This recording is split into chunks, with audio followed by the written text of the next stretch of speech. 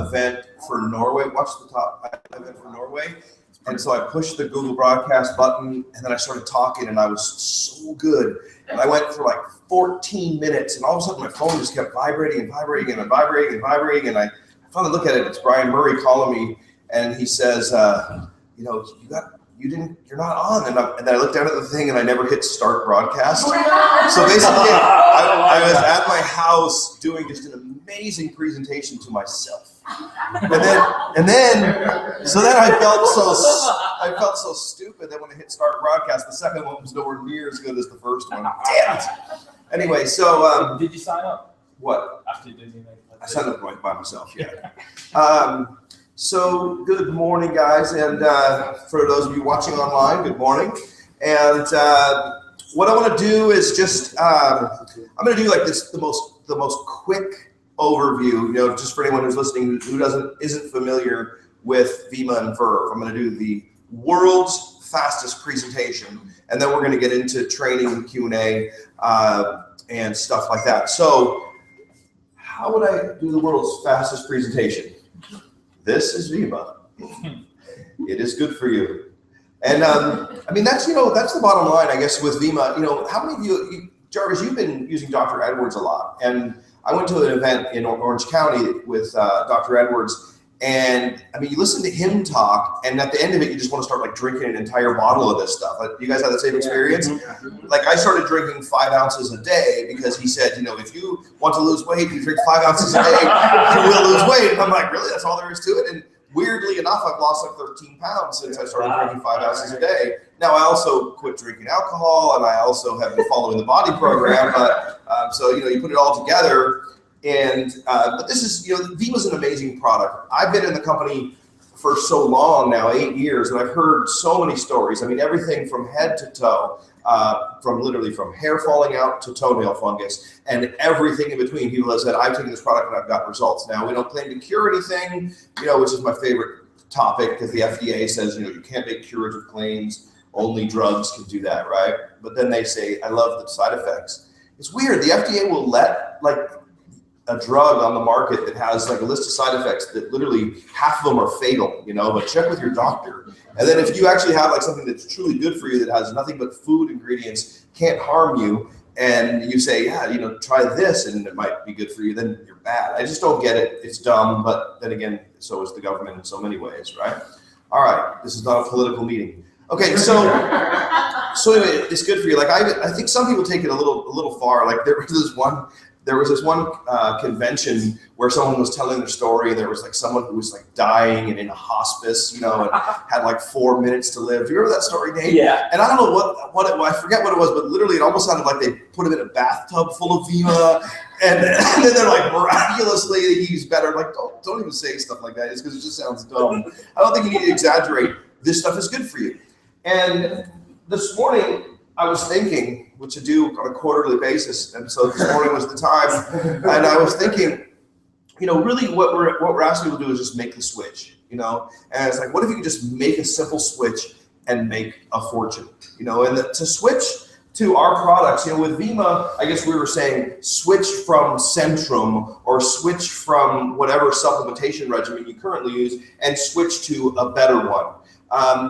That's fairly compelling. It's like, yeah, why take pills that are going to just end up undigested? You're not going to get the nutrient value. Switch to something better. I think that was a great presentation, and because the results were so good, the company experienced a lot of growth. But when we started coming into the canned line of products, this is just too easy. It's like switch from drinks that really don't do you any good except for maybe hydrate you, but net with all the sodium and stuff that's in a lot of drinks probably dehydrates you. Switch to a drink that's basically a vitamin mineral supplement. Like, not that difficult. It costs 50 cents more and it's 50 times better.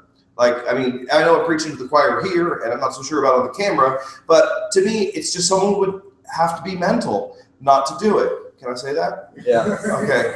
And I never understand it. It's just like you make a simple switch, drink this instead of that, and then get 2 people to do it, repeat it, and make a fortune. I did it, and you can too. Thank you for coming. Have a nice day.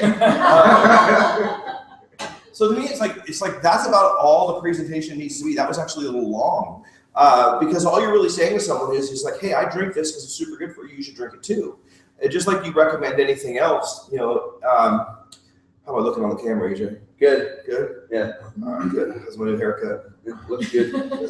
All right. Yeah, I'm looking slimmer. One of the first places you lose weight is in the face, Nate, how much weight did you lose altogether? Go from your fattest.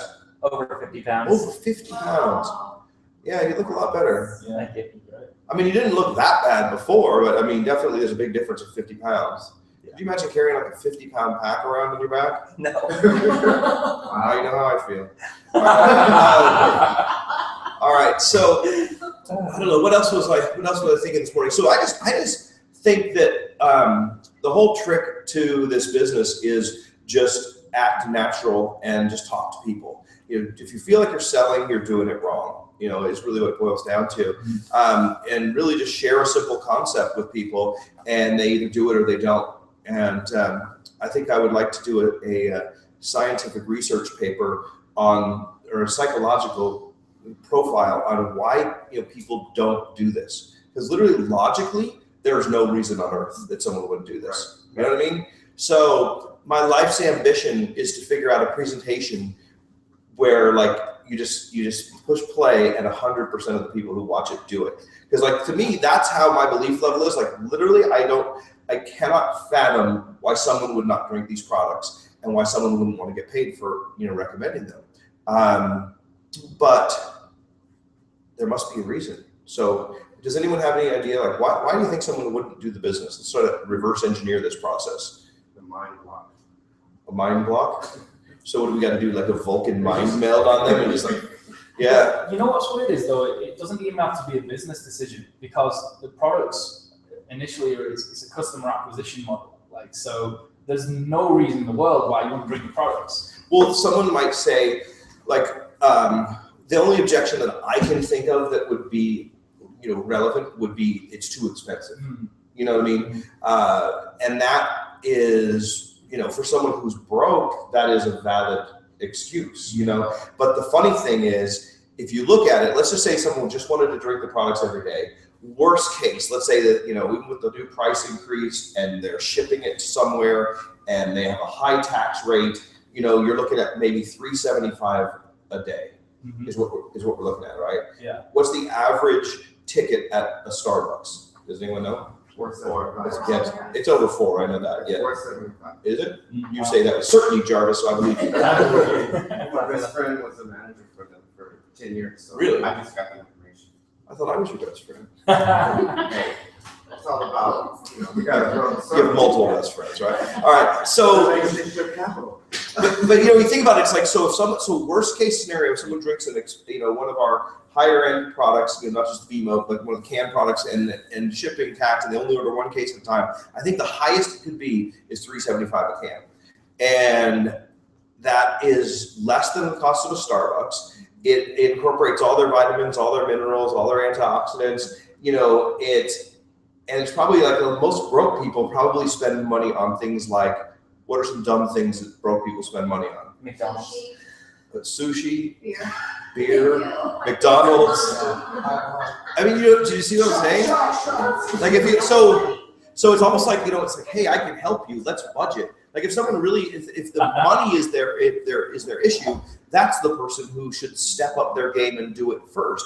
Rich people, all they have to do is trust you and believe you, because rich people, or not rich people necessarily, but I mean people who are have money are usually focused on living as long as they possibly can so they can enjoy and outlive their money. So they should all do it. So really the only reason people don't do it, I think, is the money. And the funny thing is that, if they just got 3 other people to drink a product that's better, they could get it for free. So I don't know, guys, I'm just brainstorming. I mean, I think if you get to the point where I'm at, I truly believe that anybody that doesn't do this is crazy. Or their friends don't like them.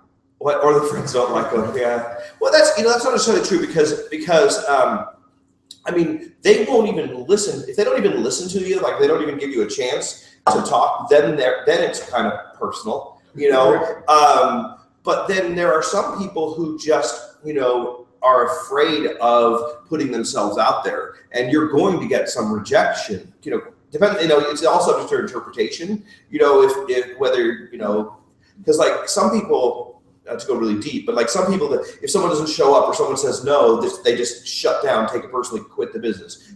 How many people have had someone join and then like you never hear from them again? Has anyone ever had that experience?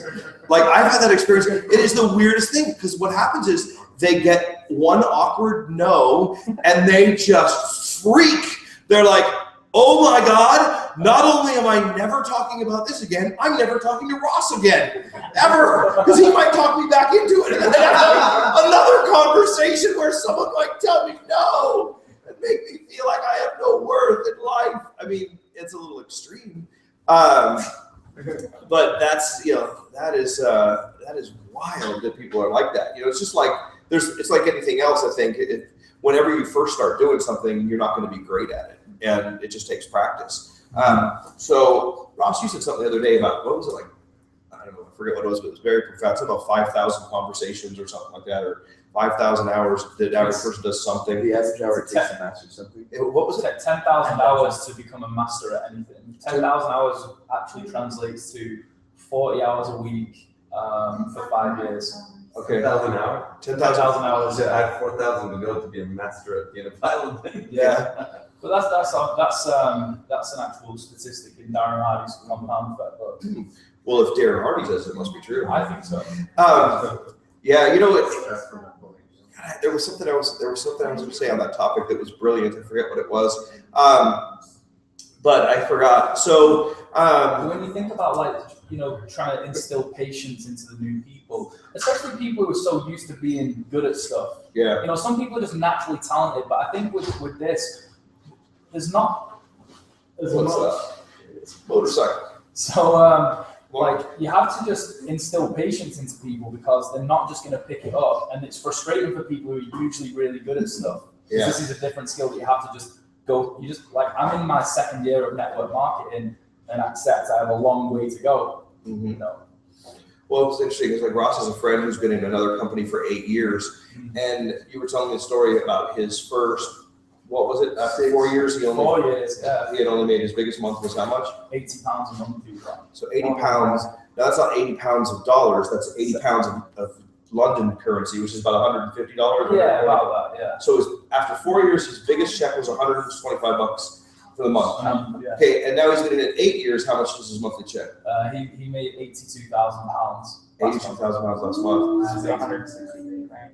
Yeah. I mean, he's the number one earner in Europe in a company called NSA, and he tried to recruit me so long ago. We're best friends from school, and no joke, like when I see him on stage now, they just had that convention in Barcelona. It's like mind blowing that this is the same guy that I used to take the piss out of because he wasn't making any money. So like, when you say take the piss out of, you translate it into English for this? American? Make fun of him. Chelsea can take it. Yeah, sure. Like, just have banter with, just lost. Yeah, just. You used to bust his balls. Yeah, there you go. Thanks. Yeah. So where's that book? You got it, man. Can I say the book? They say leaders are readers. Ross got me a book that I read this week. It's a personal development book. Now, based on how you were to your friend when he first got into marketing, you should have read this. But the book is called How Not to Be a Dick. An everyday etiquette guide. It's actually a really good book. But the thing I liked about that story was, here's a guy who just practiced, and would you say that looking at him when you see him on stage compared to how he was when he first started the business, what's different about his demeanor, his confidence, his everything? I mean, well, honestly, he always had a self-confidence about him, so that that's why it was fun to bust his balls, because he had complete clarity in his vision that where he was taking it. Mm-hmm. And obviously he just didn't have the results to go with it. Right. But they kind of caught up to where he was at mentally. Yeah. Well, you just hit on a really important point. So what happens is I notice with people who are successful in this business, they have clarity that they're going to be successful at this business, even when there's no evidence to support it. Mm-hmm. And then they stick with it, long into it, and then the results come. And I remember we were driving the other day and Ross said something like, when I get, what did you say? You probably remember the conversation because I busted your balls about Oh it. yeah, it was about feedback and how Matt gives people feedback. No, it was about that. It wasn't. I said to you, I'm not comfortable giving that feedback until I have the results, and you said you'll never have the results until you start giving the feedback. And when we say feedback, it's just a matter of like confidence. Like EJ said the other day, what was it you said about, it's like as opposed to, let me translate to what I heard. It's that as opposed to like begging people to join, you have to be like, I don't give a shit if you join. Yes, forgive me the language camera. And what it is it's more of a confidence thing, and to be able to give like that kind of feedback, because like when someone, for example, doesn't show up at a meeting or something like that, like, what I'll do, rather than like if you have an awkward situation, like where someone doesn't text you back, or have you guys ever had anything like that? Yeah.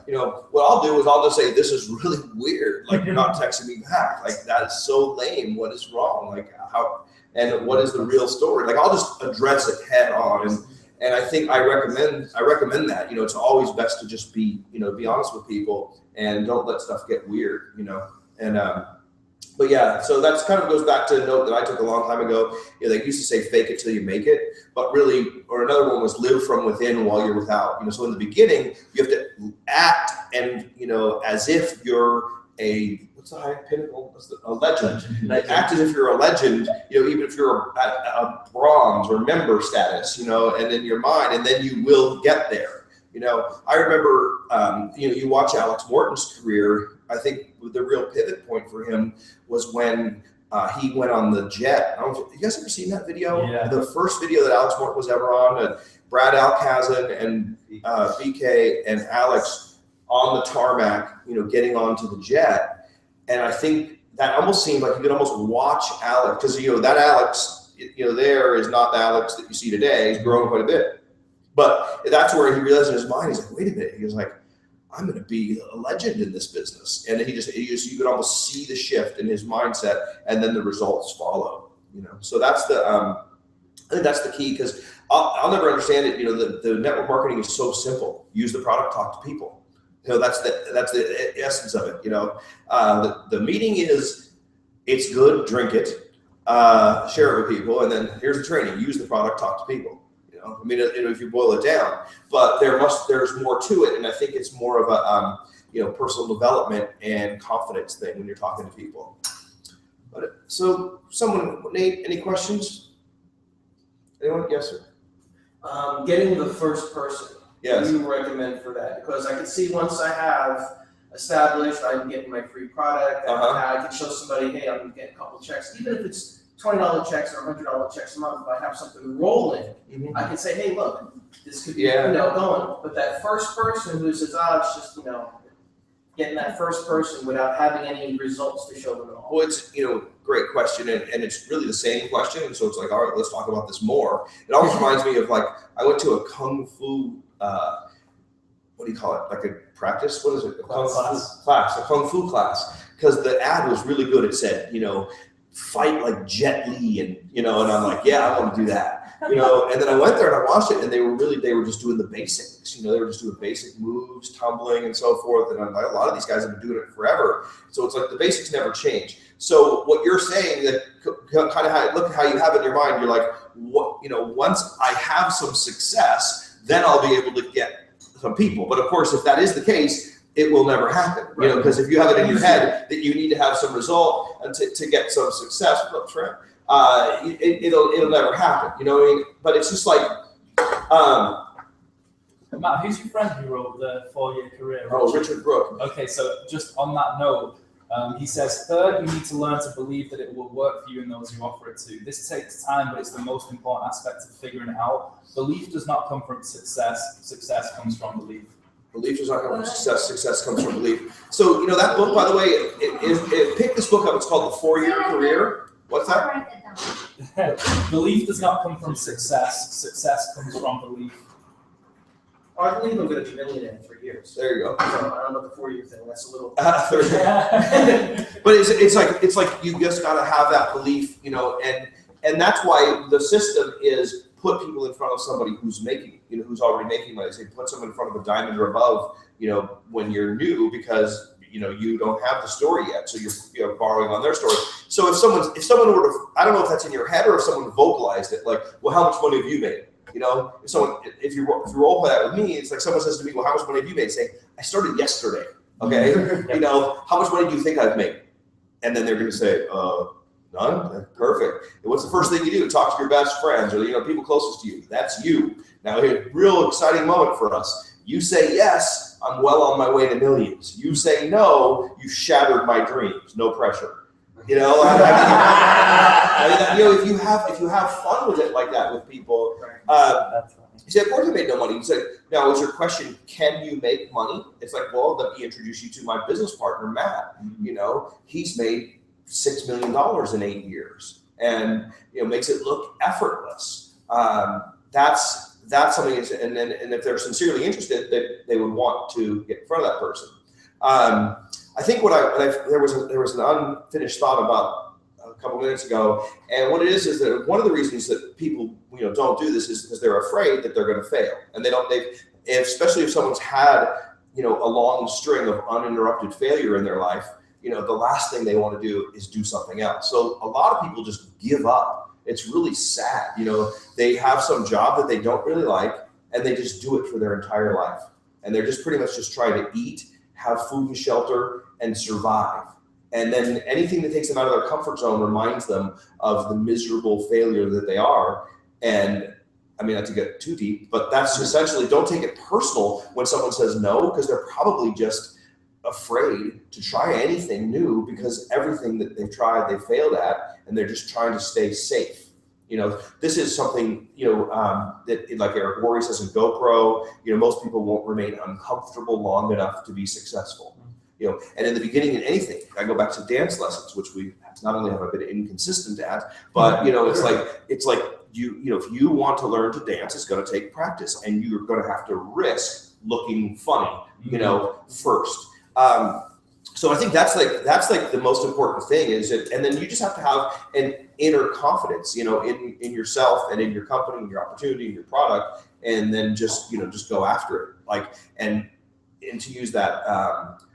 Do you guys love Brian the other night, Brian Staben, when he was here? When he was talking about an airplane. You would have liked this analogy, right? He's learning how to fly, and I mean, there was several different points to what he made. Like basically the guy just said, just go 55, 60 miles an hour down the runway, and then just ease back, and then he looks at the guy like, are you crazy? I don't know what I'm doing. And this essence, you got to start sometime, to go for it. And then what I take from that, though, the analogy I use with flying is in the beginning, for those of you that are new, which is most of you are relatively new in the business. I've been doing this for 25 years. Las Vegas is a new market for me, and we moved here 2 years ago, didn't know anybody.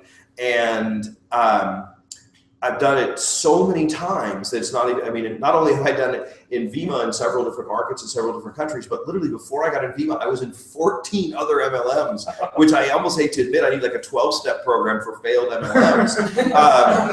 But I kept picking the wrong company, thinking getting in at the beginning was the secret to success, which it's not.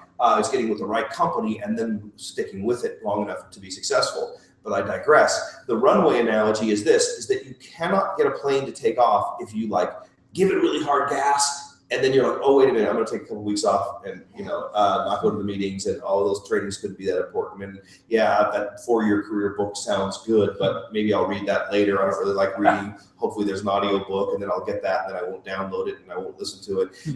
And then you're like 10 feet down the runway, and then you're like, then all of a sudden you see someone drinking a Verve walking down the street. Someone said that they saw someone the other day, just some random person drinking a Verve Bold, and they're like, who was that? Is that anyone that's in this room right now? No. So, and then that totally motivated them, because they're like, wait a minute, everyone's going to hear about this without me. So then you get excited again, then you go to a meeting, and then you bring a prospect to a meeting, and then you stop again. And it's like you have to literally be pedal to the metal until you get air. I really just think that's the only way to be successful in this. It's just you have to really just visualize you're going to get airborne and full throttle until you do.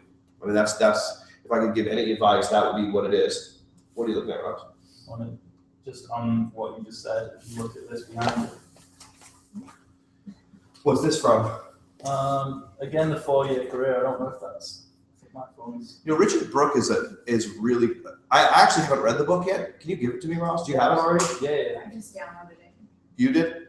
Okay, good. Did you buy it or did you get it from Ross for free? $2.99. Oh, Yeah, that's, $2.99, that's a good deal. Yeah. So I don't know if that's too small, Matt, but if you can make That's what something. she said. If you can make. I can't even read it. Will you explain what it is? So it says launching your business 1 to 2 years, maximum effort for least results. You've got the ball rolling 2 to 4 years, less effort, but you still can't let off. And then critical mass, your income becomes residual, get in and ride the wave. Well, that's a good way of looking at it. The saying I always have used over the last 25 years, because I started this when I'm 26, I'm 51 now. Isn't that weird? I'm going to do this forever since the crust of the earth is still cooling. But I used to say in the beginning, you do a lot of work that you don't get paid for. But in the end, you get paid for a lot of work that you don't do. And that it's fun to be on the getting paid for the work that you don't do phase. Like, this is wonderful. You know, wake up in the morning, it's like, oh my God, look at all those cycles. And then, but you guys, most of you are relatively new. The only person who's not, new here would be Nate and Ross. You know, they're further down. The rest of you are relatively new, and it's like, you know, you come here. You guys, you drive to Phoenix, you drive to Vegas, you come here now. Granted, knowing you three, you're having a blast as you do it, which is what I love about this business. It's like not real tough duty going to Phoenix, going to a Suns game for free, you know, coming to Vegas, hanging out, having a blast, you know, and then you sneak a training in, so the entire trip is, tax deductible. But so it's fun, but you're not making a lot of money in the early stages, and sometimes you're even spending more than you're making. You know, so that's not cool. But down the road, because you still do it, you will reap the rewards of getting paid on work that you don't do. You know, which is just you just have to hold on. You just have to hold on to that vision. Basically, is what it boils down to. And delayed gratification is not a big thing in our culture. You know, And we're healthy. What's that? And we're healthy. And we're healthy. I'm healthy. Healthier. Healthier every day. I was so mad because yesterday I was like 228 and a half, you know, and I was like, yes. And then this morning I woke up and I was like 232 and I didn't even do anything wrong. And it's like, how do you fluctuate that much? Did you drink a lot of water? Well, I ate a lot of sodium yesterday, and so that's what it was. Did you go to the gym? What's that? Did you go to the gym? To the gym? Yes, What's that? Oh, well, yeah. I did. I worked out with my trainer. Yeah. So I had You gained muscle. I had 3 pounds of muscle in one day. That's nice. You must be testing Bill. Yeah. So let's see. What else you guys want to talk about? I just feel like answering questions. I love and you know what? I hate it when people don't ask questions. So no pressure, but ask something. Because I have learned so much over the years. It's like I've probably forgotten more than most people know. And to me, it seems so simple, you know. But there must be something that you don't know, especially if you're relatively new. You know, so like I remember some of the questions that I had, you know, I mean, there was like 4 hours of questions and I asked them all the first day. And then I pretty much understood it. And I was told, put me in front of people and to my upline. And I just kept putting him in front of people. And gradually I learned, you know, and then became the people that they put the people in front of, you know. What you want to do is you want to get to that place real quick where you realize that you're the leader and you're people that put people in front of you. That's what it's like when I saw that picture of you, Jarvis. I was so proud of it. I was like, wow, look at that leader in front of the room, man, looking all dressed up and like a mogue. And it's Ross's word, mogue, short for mogul. Did you have a question, Big Mike, or were you just showing off your tattoo? No, I'm sore. Sore from the gym? Nice. All right, good. Anyone have any other topics they'd like me to cover today? I like when you were in OC and you were saying how the average kid was Facebook with the amount of friends, the 700 and I think it's like you hear various or something like statistics. I think it was 594 is the one I heard. But I mean, just think about it. It's like how connected we are today, and it's just mind blowing, and so much of what happens is our belief. You know, it's like if you get caught up, because in network marketing, because we all have kind of a small, or not all, but a lot of people have a small sphere of influence. So let's say they have 6 close friends, and if like 2 or 3 of them don't do it, it's like your whole world is closing around you. You know, but when you think about it, if you look at your Facebook universe, you know, the average person has about 600 friends on Facebook. That's a pretty nice pool to draw from, considering you only got to find 2 good ones out of those 600. And with a little effort, you could expand your friends list to 5,000 and max out Facebook. You know, because how do you add friends? I think it's not a bad idea to keep adding friends on your Facebook. You know, just what I do is I look at everybody who likes one of my posts or anything like that. And what's interesting, if it opens, so it's open to, you know, public and friends of friends, what happens is sometimes you'll see people comment on your posts that are like not your friends, but they're friends of one of your friends. And whenever someone likes or comments on one of my posts, I'll add them as a friend because they're being friendly. They just added, they just liked you, you know? So that's a technique. You know, you just want to be constantly expanding your circle of friends and do the same thing in you know, in your life. Nate, you're a master at this. Like, how did you sponsor Frank and Molly? Like, because I know you just met them and then sponsored them. Like, how did that go down? Basically, Diane met Molly at a girl gathering, and so it was just like a friend of a friend. At a girl gathering, what was it? One of those, you know, one of those parties where they. No.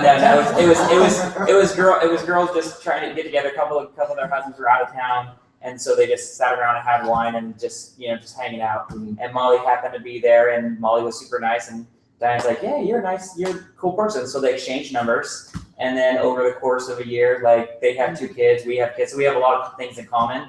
And you know, you become friends. You just became friends, and one of those things. And you don't ever, like, we didn't pressure them at all, not once, to talk to them about Beam or anything. We just went about our business. They went about that. You know, he's a school teacher. She has 3 different jobs, and you know, I stay at home all the time with the kids, and Diane stayed home too. And so they're like, every once in a while they'll be like, so like, how's everything? Like, what do you guys up to? How's work? And we're like, it's okay. Doing good, you know, and then eventually, just one day, they just asked and said, "Hey, obviously, what you're doing is working. You're happy all the time. You guys are, you know." You're happy all the time. I love life. Really? I love life. Congratulations. Now, being excited is a different story. You got to work to be excited, but being happy is, you know, you should be happy. So basically, you just made friends with them, and then they. That's it. I mean, you know, what would be an interesting exercise is to go around, you know, this particular room. Because if you look at if you just pick this room and explain and do it quickly, you know, because if we don't do it quickly, it'll take forever. But like, just think, because you're about to all have to talk, so don't be nervous. But just like the 30-second version of why you joined, who got you to join, and how did they do it. And I would like you to listen for patterns, because essentially, if you go around this room, I mean, I don't know. So let's start with EJ, because that's fairly easy. I gave birth when first I met your mom. Are you going to tell it for me or not? Yeah. All right, you tell it. Okay, you tell it. We'll start with EJ, and then we'll go from there. So like the actual process of like the 3 days I signed up, we were in Havasu with Shad, and you got him to sign up, and then I just got accepted to NAU. And then I think Michael and Brian were there, and we're all thinking, like, we should do this FEMA thing, like what my dad has done and created for the family has been awesome. So I did it just because you're my dad, and that was a really easy decision. But I wanted to do the same thing you were doing, so that's why I did it. Cool. Yeah. So I guess I'll comment on everyone, but I mean, there's a lot of so it's like that's kind of a nice compliment. Get your feet off the camera. It's kind of a nice compliment that, you know, like a lot of people aren't crazy about their dads. You know what I mean? So that's cool that a kid would want to, you know, be like his dad. So that, you know, they say no one's entirely worthless. You can always serve as a bad example, but I guess in this case I served as a good example of what was possible. And so, you know, and I heard that same theme in your story, Nate, because these people were looking at your lifestyle. You know, she's working 3 jobs and he's a teacher, and then you guys are just chilling with the kids at the house all the time, doing nothing, being happy, twiddling your thumbs. You know, it's like, that looks like a better program. So people watch what you do, you know, kind of make a note of that. And so do cool stuff and, you know, be an example of what's possible. And then that's a good way to get people to follow you. So Nate, who enrolled you? Daniel Song, right? Daniel Song, I've known him since elementary school. The reason why I decided to get started was because I saw a way that financially I can get back on my feet and spend time with my family. And so that's how I got started. Yeah. And then you know Daniel a long time and you respected him. Sure. And we actually did it at BJ Brewery over dinner, and I didn't say yes at first, but he did follow up, and I went to an event, and then I signed up. Were you skeptical? I was super skeptical. I didn't think I could do it. That was the biggest thing. I realized that it could be done because I saw you and I saw Daniel make good money, but at that point I was like, I had all the excuses, but basically reality was I wasn't sure if I could do it. Gotcha. So. All right, let's go to Freddie. I did the Trent is my sponsor. Yes. I was trying to help him out, and he did one of those like, I could be either like my way to a millionaire, or you're gonna shatter my dreams. Right. That's awesome. And then, but so you and Trent have been friends how long?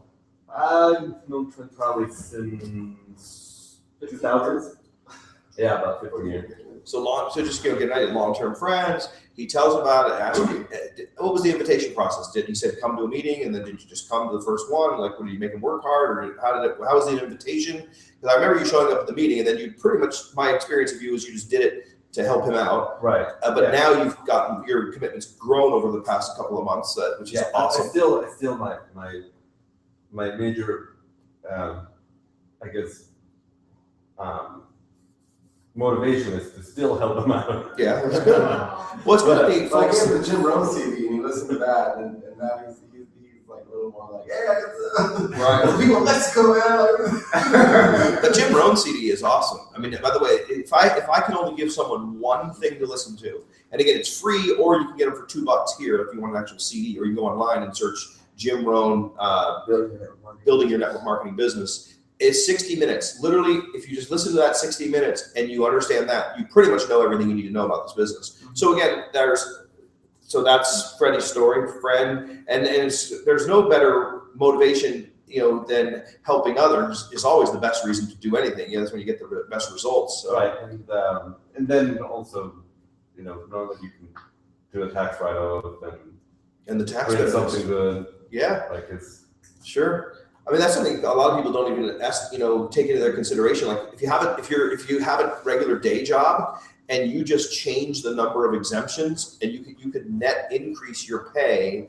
more than the cost of your auto ship, and you can offset that with expenses and make it a net positive just by joining, based on the tax benefits. It doesn't cost you anything, which is another great way to handle that. If someone has a job and they say they can't afford it, you can explain to them how they can do it for free. Yeah, I've been taking some people to lunch and saying, "Oh, I'll buy you lunch because I can write it off." And you can take me to lunch if you And then want. they ask you, "Well, how do you write it off?" Because usually, with my job, I usually can't write it. Right. But they still, I'm just doing the side thing. And I mean, that's completely accurate too. Like, because I've been through 3 IRS audits, and I'm not going to get through any more, but because they don't get any money out of me, so they're going to give up. But like they'll say something like, what kind of, remember that one lady says, what kind of business are you doing at Hooters? What kind of business could you Could possibly you possibly do at Hooters? I'm like, well, I'm explaining it. This is who I was with, log into the back office. They're in my organization. And, it's like, it's just, what the hell's the difference? They have owls there. Hooters is probably been pretty good. Yeah. Right? And then another one, like, we had a Hawaii trip, and, same question, but it's like, well, we went to Hawaii and we did events, and here's pictures of the events on my Facebook. It's great. You document it, and then tell the IRS. It's like,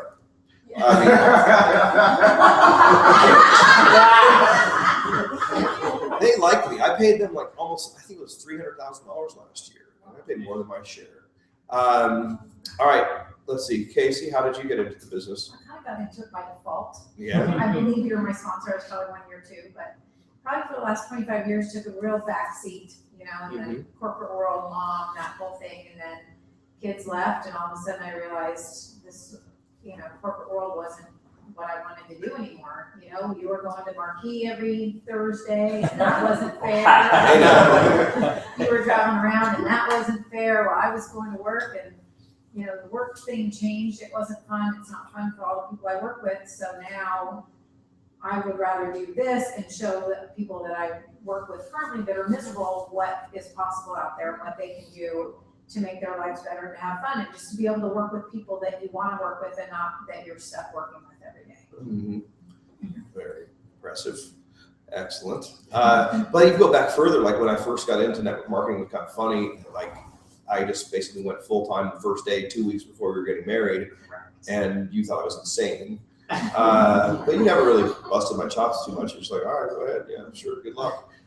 All right. What about you? What about you, Chelsea? You married into this too. What happened? Married into my hubby, and I was very skeptical, but I trusted him, so I said okay. And I thought, hey, I could, you know, possibly do something with this as I got comfortable, and now I don't have to think of working my whole life. So. Right. Well, there is a lifespan in to like doing what you do for a living, except at the plaza. Okay, I went to the plaza, and the lady was really nice, but literally she hadn't been there since it opened. Okay, and I think it opened in 1940. Okay, so literally I had a cocktail. Oh, 60 odd. If she's 75, if she was a day. No, I feel like she's been there like 60. Oh, you've been there 60. Open. No joke. But I'm saying it's like, I guess you could be a cocktail waitress forever, and that, but you probably will end up at a hotel that smells like cigarette smoke. But you know, well, I guess most of them do, but that one particularly bad. The money is good, but it's hard. Like it's heavy. Trays are heavy, and Yeah, but you'll never get that arm fat. You know what I mean? That dangling, at least in the arm that you use for the tray. But so that's cool. So, but you know, even like, so you look at that, it's like Chelsea and Ross, they're newlyweds, you know, madly in love, and yet still, even she was kind of skeptical in the beginning, and then had to warm up to it. Like, how long would you say, Ross, you were doing it before you felt Chelsea was completely on board? Honestly, a long time. I think you bought an affiliate pack to keep me happy more than anything else. But then actually, it was her like emotional attachment to the product over a period of about 6 months that got you excited. I think when it became natural for you, and because you didn't have the confidence to be like salesy. I don't think now you feel salesy though, do you? Because it's that belief thing. The belief builds over time, you know. And she's really consistent. Like, we come to everything. Right. Well, it's a good idea. It's like they have you ever heard of Alcoholics Anonymous? You know, like go to meetings and stuff. This is like Success Anonymous. Yeah. You know, if you've had a bad week, you need the meeting. If you had a good week, the meeting needs you. And again, it's maybe something that's important to train on. Like, here's my advice: go to every event.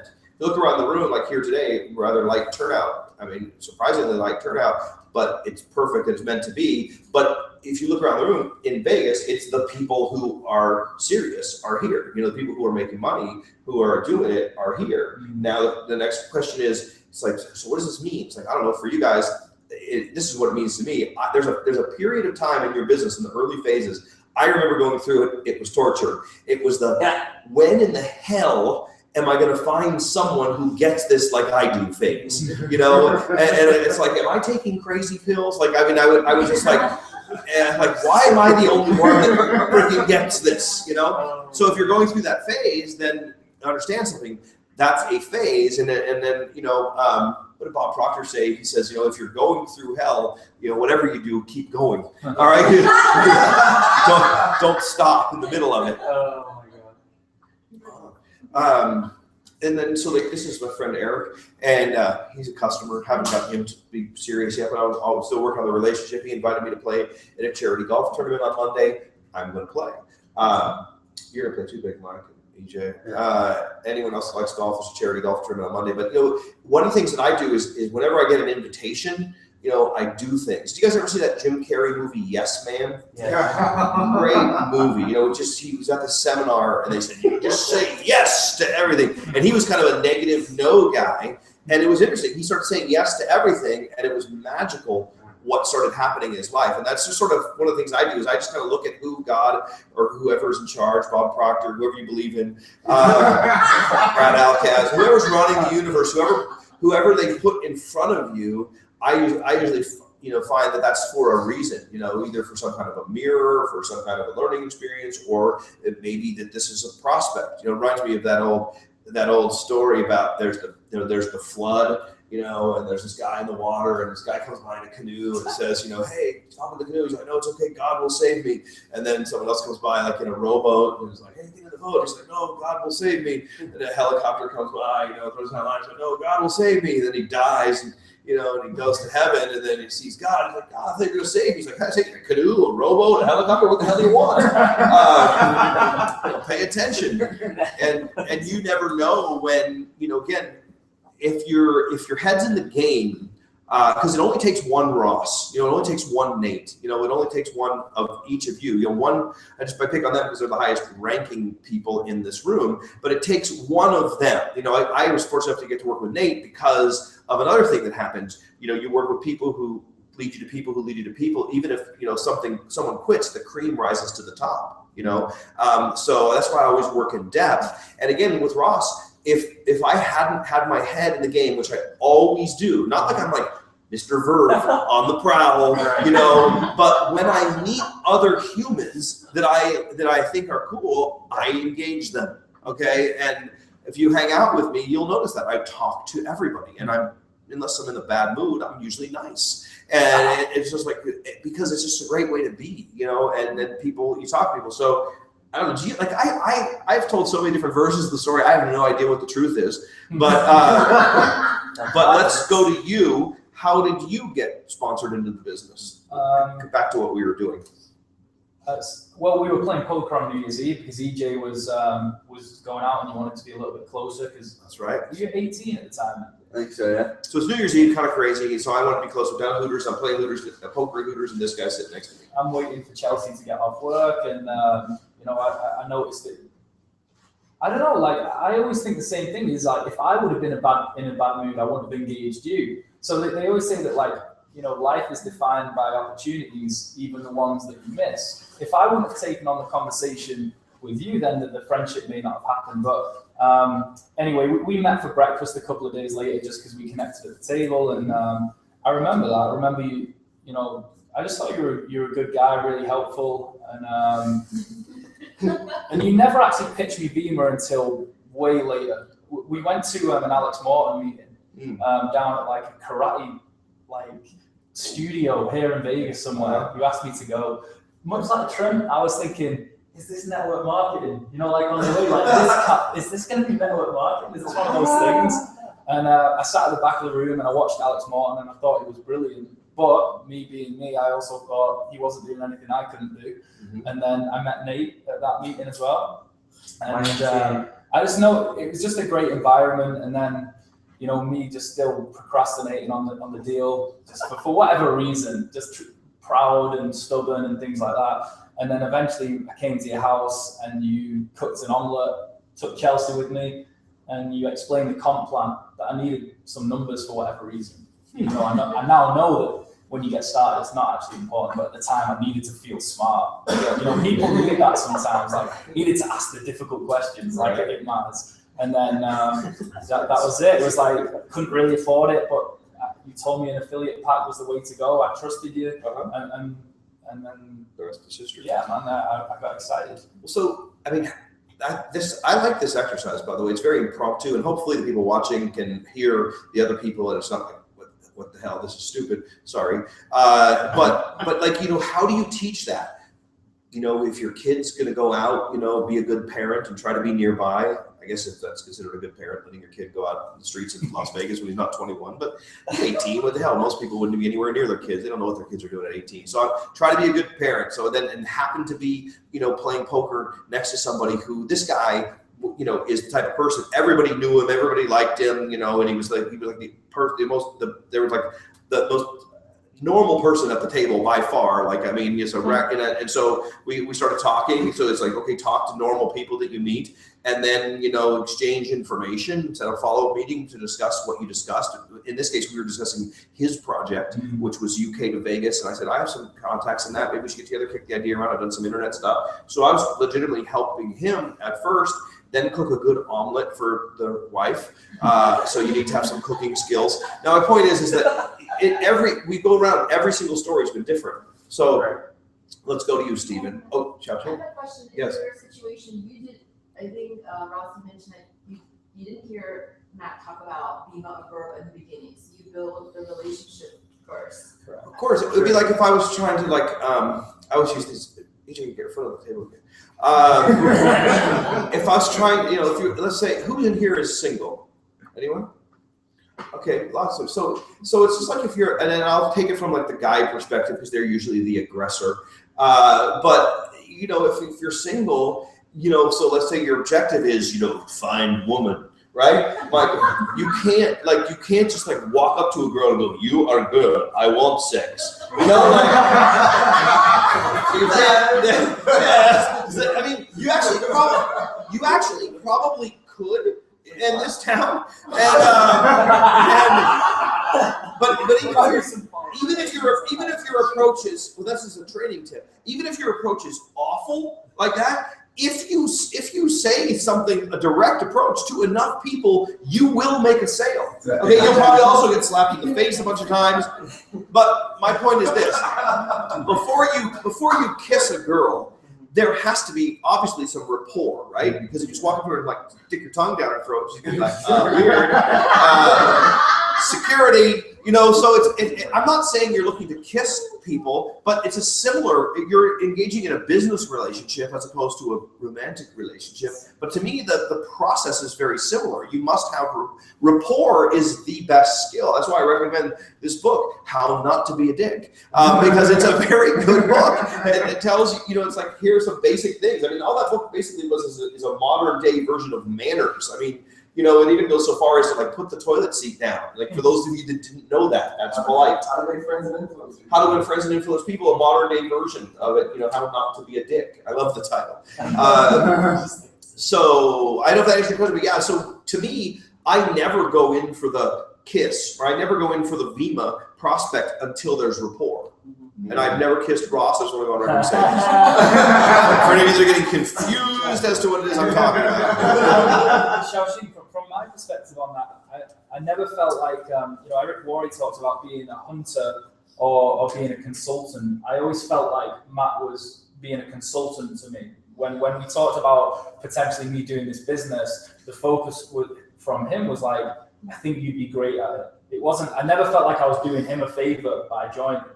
Honestly, and I think that was crucial for me, is like, because nobody wants to be sold something, but you want to feel like, hey, maybe he's going to help me be successful in this. So I mean, that's really important. I mean, you felt like I had your best interest at heart. Yeah. So rapport skills are really important. And again, for those of you like advanced, I mean, go read a book called Turning Frogs into Princes. Turning Frogs into Princes. Like if you want to become like a master, there's a whole science around creating rapport. There are things that you can do with your body language, with your tone, which, you know, all kinds of things. It's a science called neuro-linguistic programming. It's kind of fun for just like, this is the advanced class. But, you know, anything you can do to increase your ability to create rapport is, like, if you look at Nate and EJ, just don't move. Both have their legs crossed identically. Both have their arms crossed identically. And, you know, they're just, I mean, they're sitting next to each other. That's what happens with humans. If you're, you know, you can actually make people move. If you get, like, if someone has their arms crossed, you know, subtly, you know, what you'll do is you can do a thing called passive leading. So you can yeah, and then so you do what they're doing, and then you undo it. And if they're with you, you can actually make someone uncross their arms, uncross their legs. It's really fun. People, please quit calling me. I'm in the middle of training. Do not disturb works really well on those ones. I don't know how to do it. Swipe. What is it? Swipe in the moon. Swipe in the moon. Oh, it's okay. All right. So let's go to Stephen. How did you get into the business? So I got into the business through Jarvis. So he's my sponsor, and Honestly, I believe the product really kind of sold me. My job is very demanding, so I constantly have like a triple espresso and constantly trying to get caffeine throughout the day. I was very into supplements, so having both into one was a perfect fit. So he constantly was playing video, one after another. So honestly, like I could not get throughout the day without hearing about Vima or personal development. And so constantly him playing the videos every day. And then finally I'm like, you know what, like if he's gonna tap into my network, I want something out of it too. So came in as an affiliate. I think it took some time because I'm too busy mindset, and you know I just needed some time to really kind of take a better grasp into the business part of it, and it's kind of been a fun way to get my family involved, my friends, and just And when you're busy, I mean, not to interrupt you, but busy people are the best. Like, I mean, you're busy, which is good because that means you're doing stuff and you have people around you and they know that you're not a schlep rock sitting on the couch doing nothing. Right. So they can have respect for you. And then I would be willing to bet you just incorporated this into your busy life and now it's just part of it and you still get everything else done. And this is maybe even adding an element of fun and learning something new to your life. Not to put words in your mouth, but that's my experience of you. I'm guessing you seem to be enjoying the process. And I quit my second job. Oh, you quit your second? Oh, that's good. But really, I've always wanted to put time into something, like a side project of some sort, and it just kind of fell into my lap. Have you listened to the It was Jim all Rohn? about timing. Have you listened to the Jim Rohn CD? I'm sure you have. Yeah. Okay. This is like work part-time on your fortune, Yep. full-time on your job until you can work full-time on your fortune. And that's what I'm doing. Cool. Well, good. And so who's that lady sitting next to you? How did you hear about the business? I'm from Fargo, and so I visited them last year, and Jarvis was telling me about a business that he had heard about, and he was checking it out for a year and a half. And so then when I heard that he did it, he joined, and then Stephen told me about it, and so. What's your relationship with Stephen? I'm his mom. Your mother. Okay. Just want to clarify that for those who weren't aware of that relationship. Okay. So I wanted to do something for him because he's always doing something for me. So I joined, and then my sister joined. We joined the same day, so we became the Vima Sisters. The Vima Sisters from Fargo. Yeah. And I've done some calls with you guys and some nice people back there in Fargo getting started. It's not only a good movie, it seems like it's a good place. And I love what you said. You know, he's always doing things for you, which, you know, sounds like you guys have a great relationship. Which a lot of I mean, it's weird. Like some people are like, yeah, my parents are super negative. You know, it's like so it's like it's just strikes me as so weird. It's like, yeah, it's like I hate them and they hate me. Like they think I'm useless and I think they're mean. Like, oh, how healthy. It's like to me, if your mother doesn't love you, then you know maybe I don't know. I'm not gonna get into that, but it's like hard to love. But that's cool. Yeah. So then you joined and now you're rock and rolling and road tripping. And how'd you like the Suns game? You loved it? I loved it. Yeah. So much fun. Who were they playing? Do you guys remember? They were paying attention. Spurs? Who won? We did. We did. Yeah.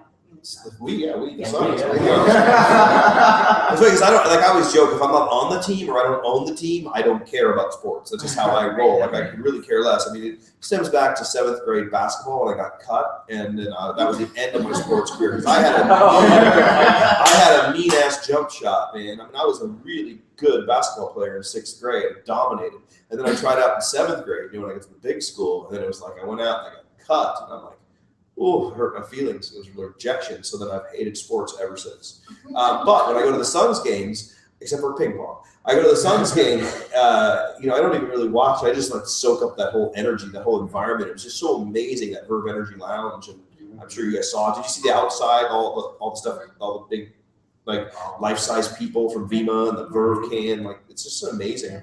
If anyone here hasn't been to the US Airways Arena, anyone watching hasn't been to the US Airways Arena, we get tickets to every single game. So if you give me enough notice, it's almost a certainty I can get you tickets, with the possible exception of the Lakers. That one's, I think, already all spoken for. But yeah, go to a game because it's a great belief builder. All right, Rose, well, let's hear your story. How did you get into the business?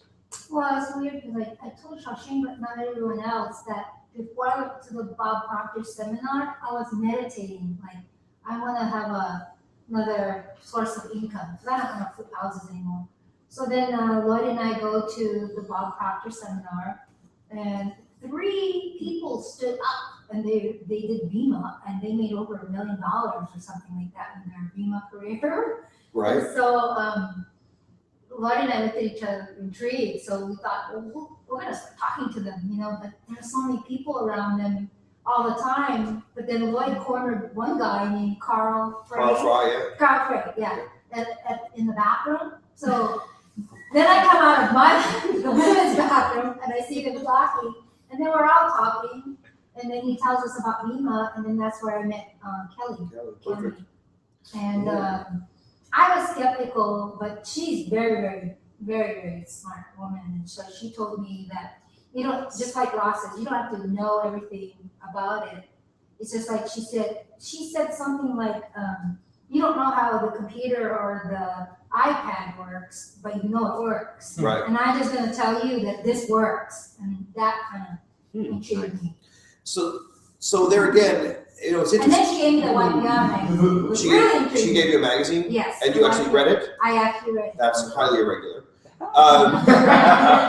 But keep in mind, like, again, every time one of you guys talks, it gives me so many training tips. Because for one thing, okay, so here's a person who has the money to flip houses, getting tired of flipping houses. Husband's a lawyer, and she's, by her own admission, meditating, trying to attract another source of income into her life. Now, where some people have a belief like, oh, there's no good people, nobody has any money. It's like, no, there are great people out there meditating, hoping the universe delivers them something like this. You know what I'm saying? I mean, it's like, no, sorry, you're wrong. They're out there. You just haven't found them. It's just like it's like if someone was digging for gold. If you're a gold miner and you're like, God damn it, I have dirt under my fingernails. It's like there's no gold. It's like, well, no, there is. You're just focused on the dirt.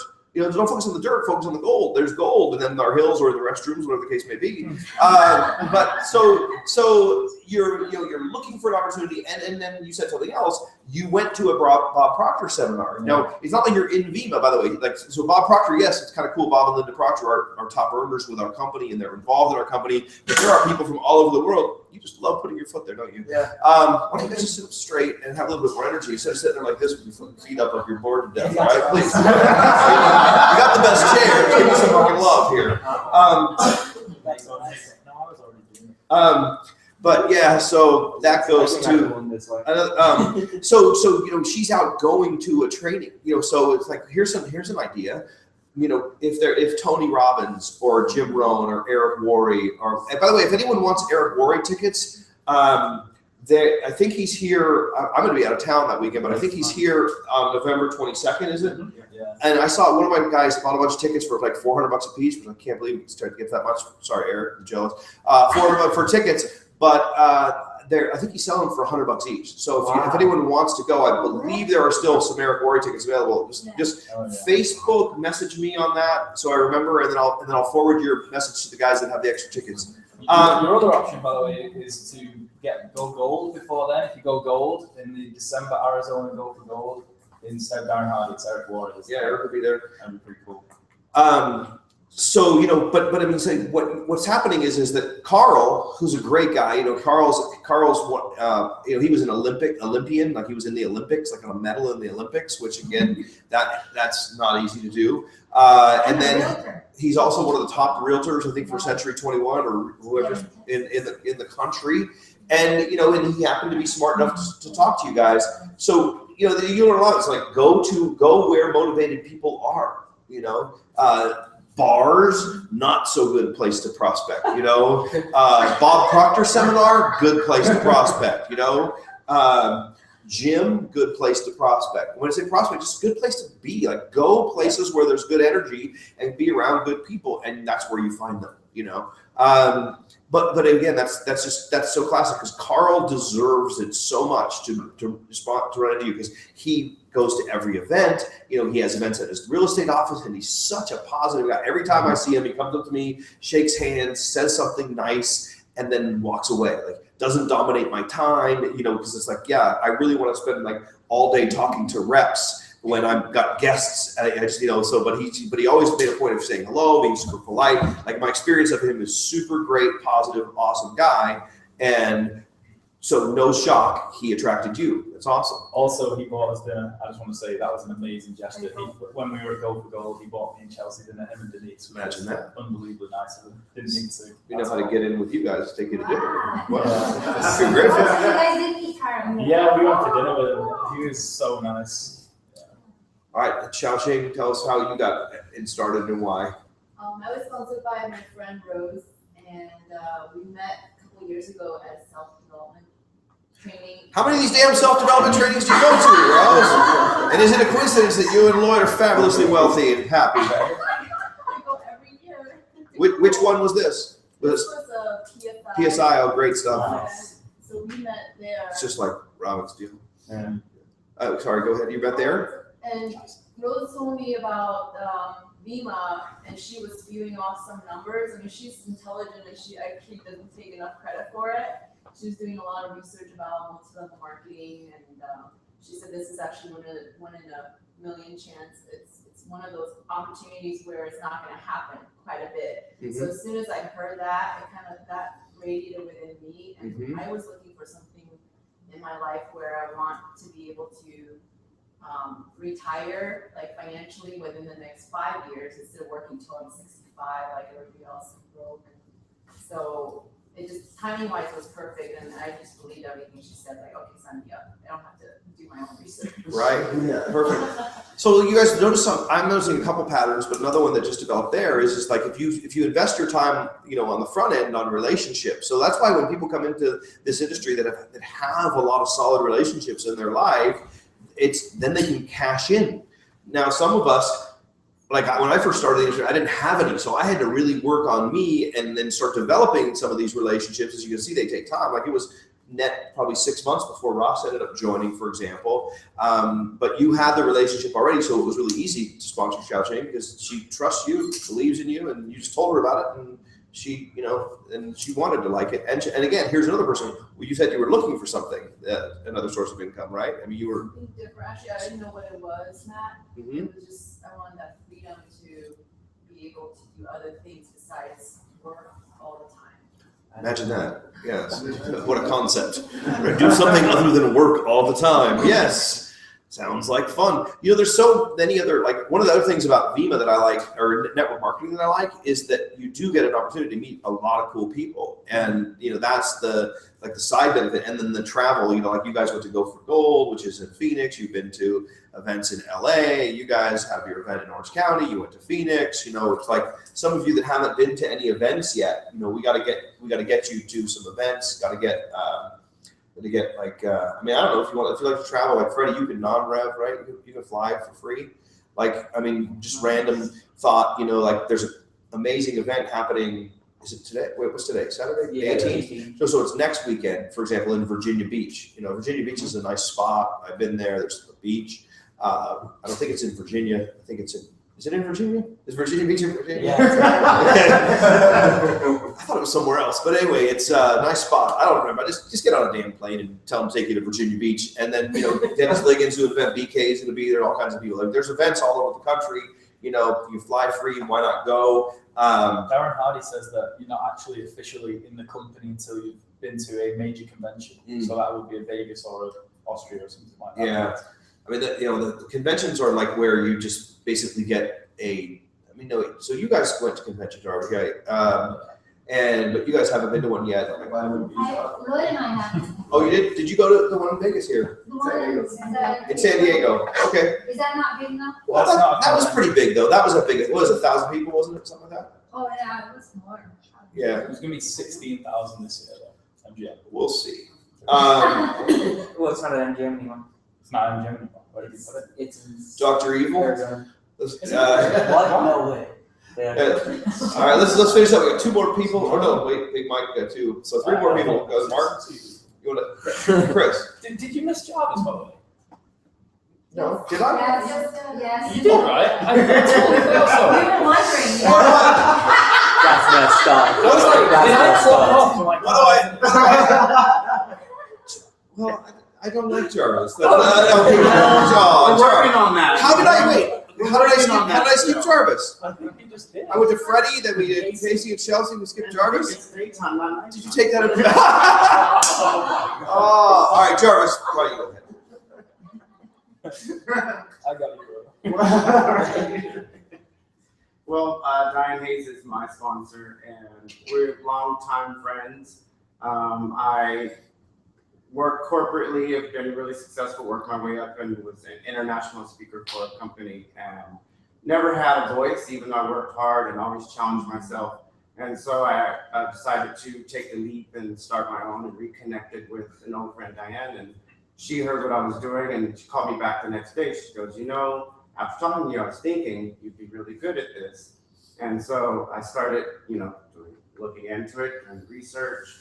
And then by the time I saw what everyone was doing, I was like, I can do this. And you know, like if they can do it, I can do it. You start hearing all the stories, and then you started hearing all the health stories that, you know, that it's helped so many different people. And you start thinking of so many different people, and you're like, holy cow, I have to share this with people. Then I talked to you and found out, you know, the support system that we have, and just being able to connect people to someone like yourself that, you know. How did she show it to you? Like, did she take you to a meeting, or you guys met one-on-one, or how? No, it was just, you know, we were long-term friends, so I trusted her, and, you know, she just told me about it, and the next thing, you know, she got me on a call with you. I had not, you know, she didn't send me a link or anything like that. It was just, you know, I'm working with this friend, and you're starting your business, and let me connect you with them. And how did you guys know each other? Like, where did you guys meet? She was a customer of mine when I'm a makeup artist, so I was a national makeup artist for Gianni Versace at the time, and we were doing an event at Nordstrom's, and I pulled her off the aisle, and then she would come see me on a regular basis, and we just really connected. I lost my grandmother, and like a month after is when I met Diane, and she said things to me that only my grandmother would say. And as a matter of fact, when she was telling me about the VIMA thing, I have this thing with my grandmother about hummingbirds, and she was interrupted by a hummingbird and had to stop talking because a hummingbird was staring at her. Wow. And I got that feeling in my body that I get when my grandmother's trying to, you know, get me to do something or correct me or whatever. Yeah. And so I got that feeling, and after she said that, I was like, I gotta open my mind up. Otherwise, I would, you know, I was skeptical. I would have never opened my mind. The minute she said, you know, supplement, I was like, you know, I was like, oh, it's one of those things, blah, blah, blah.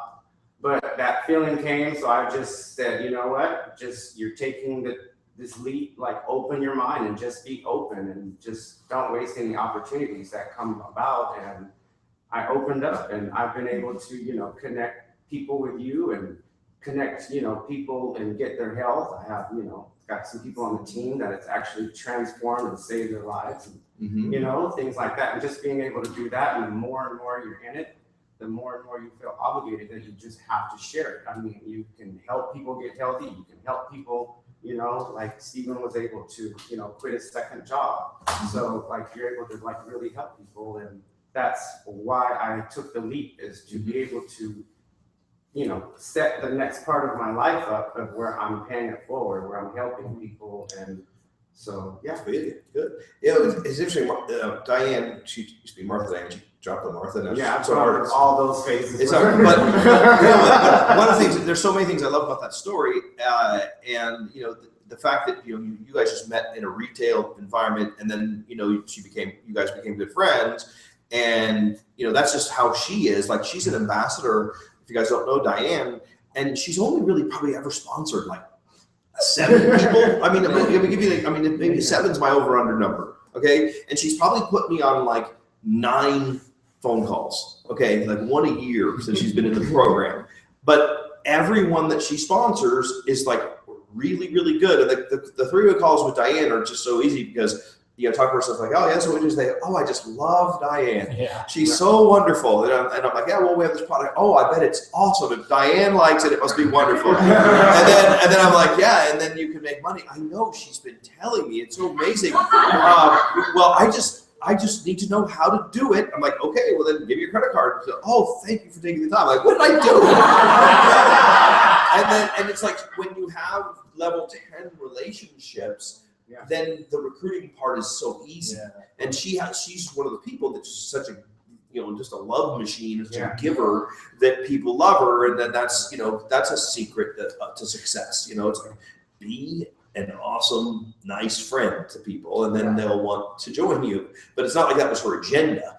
She'd been that way her whole life, and then she all of a sudden was showing network marketing. She's like, let me get this straight. I just have to hook a few of my friends up with a great product and a great opportunity, and I can make money. And yes, and then I mean, it's been amazing for her. So I'm glad I'll add you to the list of, like I say, literally the 7 to 9 people that. Whoa, Grandma!